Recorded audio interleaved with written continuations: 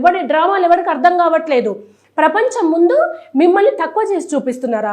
ప్రపంచం ముందు మిమ్మల్ని దోషులుగా చూపిస్తున్నారా? ఇవాళ మీరు మాట్లాడిన ఈ హేయమైన వ్యాఖ్యలు ఎవరో మిమ్మల్ని తక్కువ చేసి చూపించాల్సిన అవసరం లేదు.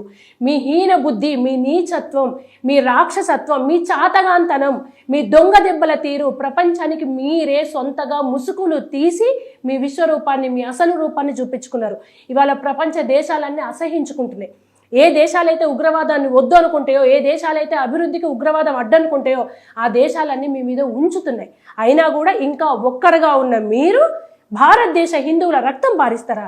దమ్ముంటే అనౌన్స్ చేసి మేము వస్తున్నామని అనౌన్స్ చేసి యుద్ధానికి రండి, ఎవడు గెలుస్తారో చూస్తారు.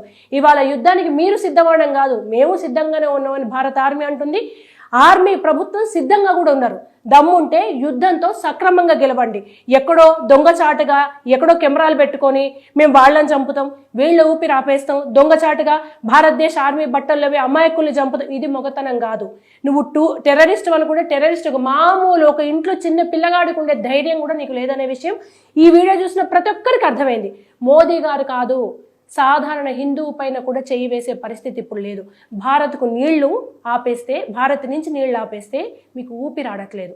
భారత్ నీళ్ళు ఇస్తేనే మీకు నీళ్లు, భారత్ పాపం అంటేనే మీకు బ్రతుకు. భారత్ పాపం పోనీ అని వదిలేస్తే మీకు ఇంకా అస్తిత్వం మిగిలింది.